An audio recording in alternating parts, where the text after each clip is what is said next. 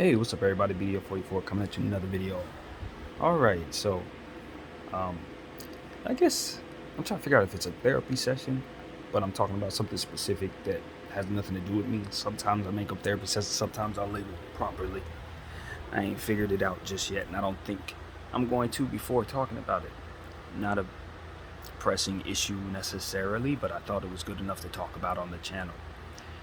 So I just saw footage of body cam released of officer in Atlanta who had stopped a black couple. He was a black cop too. Everybody's uh, black in the conversation, and I guess this cop had stopped this couple because something that involved a ticket. I never did find out what the ticket infraction was, but the situation was the ticket was issued to the lady in the situation, and she basically refused initially to sign the citation. So as a result, the police officer um, was then initiating protocol to arrest. All right. So now, when the story came out, from what I understand, I didn't see the initial story. This is my first time seeing it, but from what I understand, it was initial information dropped that the cop had been had used excessive force, had done too much in the situation, and now, um, it was time for the outrage that comes with that. But the body cam showed a very, very different story. Now, in my humble opinion, I do believe it became a power struggle between her and the police officer. But I do not think, after watching the body cam footage that I saw, and it wasn't the full thing, because it was just a portion of it that allowed me to see the initial refusal that she had to sign, and then the ultimate outcome of the situation. What the problem with the situation was, initially, from what I understand, this young lady was asking all of, everyone to focus in on how wrong the cop was, and the body cam footage showed that she initially just handled it the wrong way. It wasn't the cop that I felt was in the wrong in this situation. Now, the cop could have handled it differently in the end, but she gave him all the ammo, unfortunately, to make situations worse. What she looked like to me is someone who is taking their position and abusing it.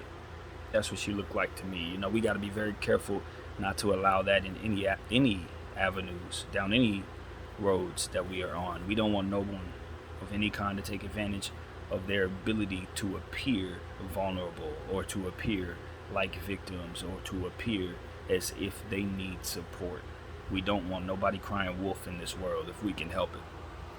And so that's exactly what I took it as. She was crying wolf. She was using the overall atmosphere between the cops and black citizens as a means of shining a light on a situation that she escalated. By not allowing the officer to do his job, and by not signing the ticket initially. Now, in the end of the video, she was willing to sign, but by the time that it happened, the cop had already had to tell her 100 times, exaggerating of course, to put her hand behind her back, as to which she refused. He explained to her she was under arrest. He explained to her why, because she didn't sign the ticket.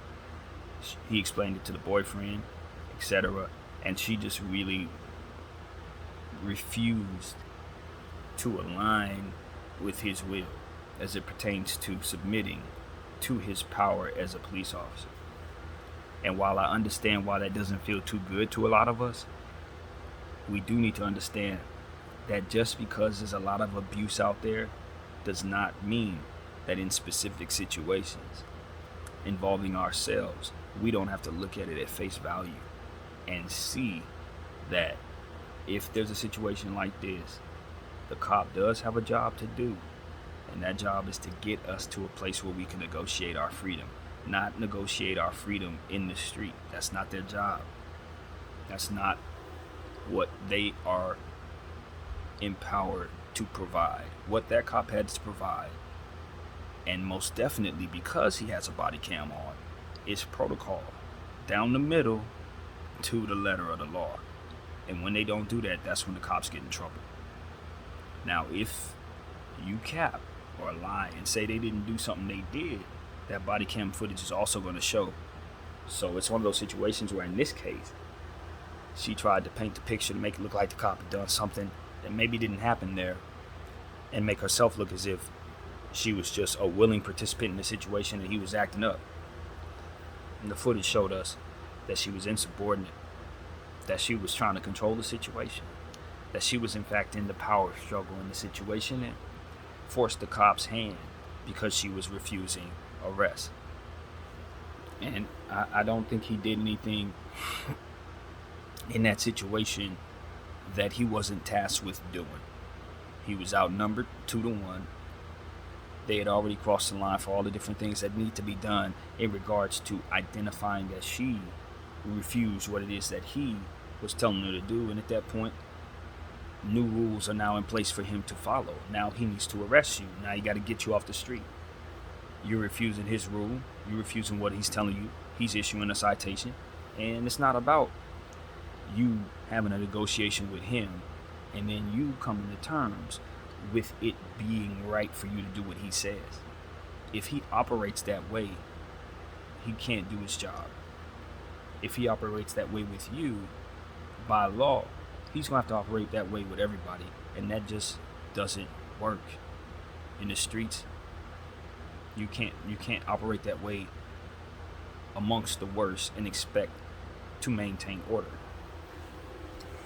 So, I just look at that situation. I say she tried to get over, and she made herself look bad. She didn't make us look bad, our people look bad. No, she made herself look bad. Because at the end of the day, I looked at the comment section of the Shade Room from which I got all this information, and the comments were essentially unanimous.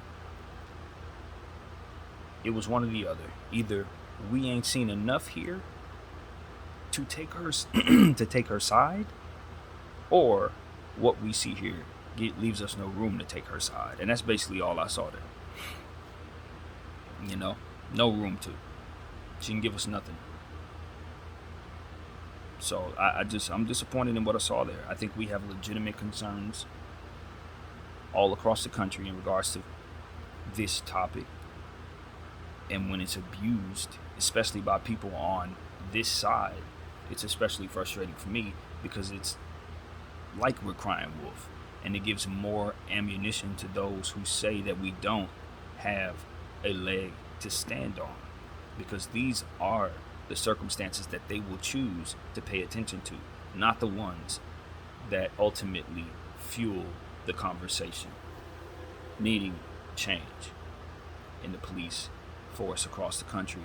And now that we're learning more, maybe even further out than beyond our borders, needs to be some things addressed in that way. So I don't think that every situation is bad, and I'm glad that they wear body cams so that we can discern what is and what is not unfair. That's what I have to say about that. I think I'm happy that the officer had his body cam on to protect himself and protect his job, because that lady was on some Karen stuff. I hate to say it, but she was a black Karen and ain't no way around it. She was going to weaponize herself to get over on the system, weaponize herself to maneuver her will, or weaponize her position as a means of trying to control the arrest moment. And that just is something that they have laws against. They simply have laws against.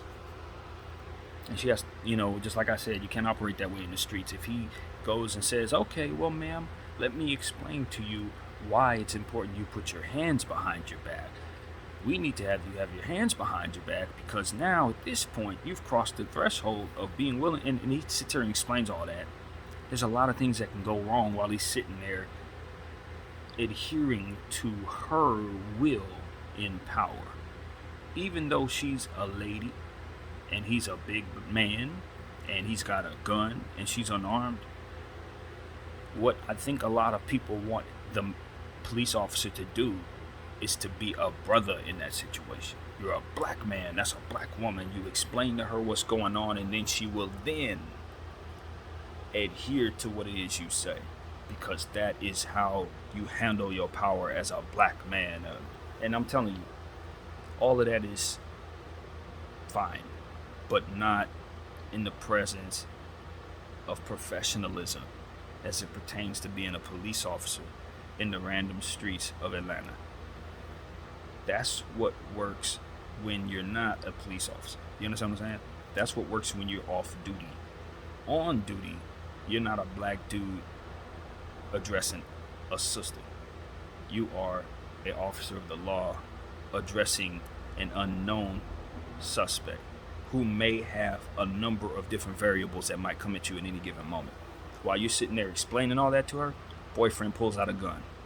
While you're sitting up there explaining all that to her, situations are now, a precedent is being set that she can handle situations this way with police officers, that anybody can handle situations this way when they're being arrested. This is just not something that works in terms of trying to police a community. You can't negotiate with every person you see and explain to them the ins and outs of your job as you're enacting your protocol. You can't, okay, yes, I would like to have a heart for you, ma'am, but protocol shows that now you've refused. So by law, the paperwork says now I got to put your arms behind your back, and this is how it goes. So, ma'am, while I, in normal circumstances, would say, all right, so now you're cool, you're ready to sign, good. But in this situation, because this is a professional job that I get paid to do, I got to do it a certain way. He ain't got time to explain that to every single person he arrests. He ain't got time to explain to you that it's not his sentiment that you have to appeal to in this situation. Now it's about him doing his job properly and being assessed by his behavior and duties. You see what I'm saying? So if he does this for you, it may be the very last person he arrests, because he's going to get fired. You see what I'm saying? So it's like, what do you want the cop to do? You want him to put himself in a position to get reprimanded for handling you poorly so that you can feel strong about what it is that you're doing, which happens to be wrong? In this case, which is why you're probably getting a ticket. I just think that ultimately, anyone who saw the situation that I saw would understand that the cop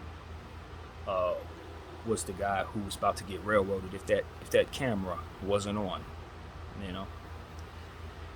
And so I think in the spirit of fairness, for the balance of being credible when we speak about such topics, we need to be fair about such topics.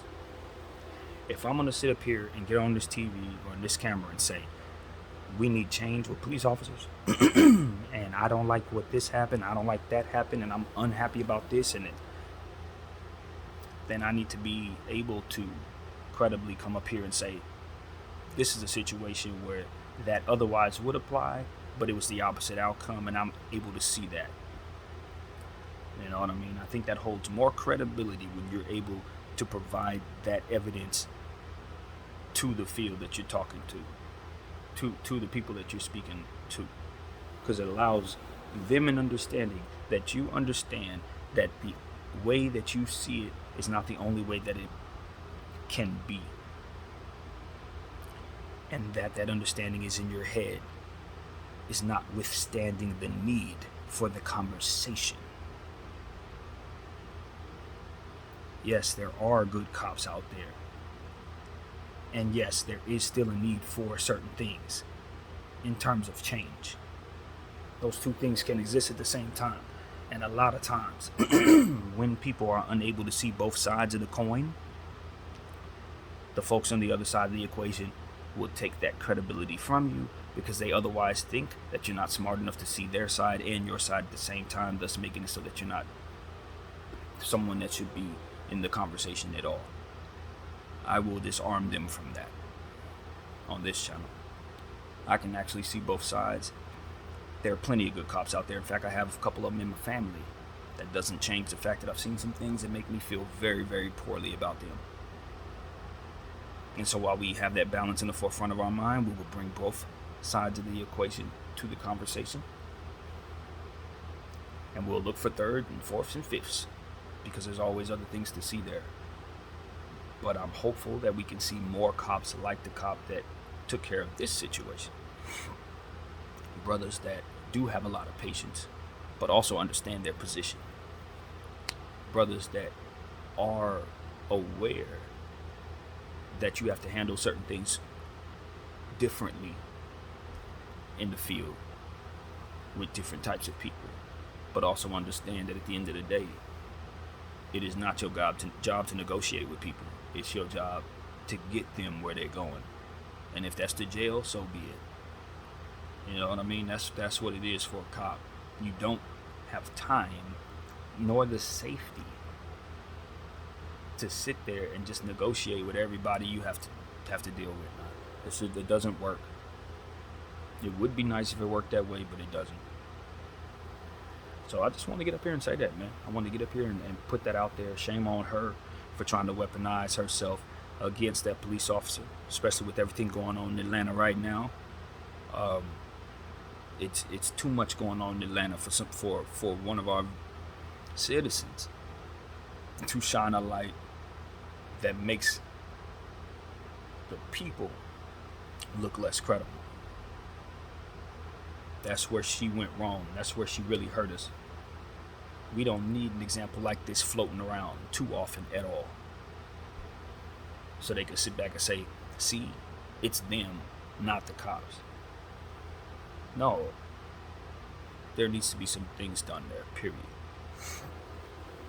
Just because she exists doesn't mean that bad cops don't. So that's pretty much what it is, man. That is my opinion on the situation. I just wanted to react to that. I thank you guys for rocking with BDF 44. I'm out.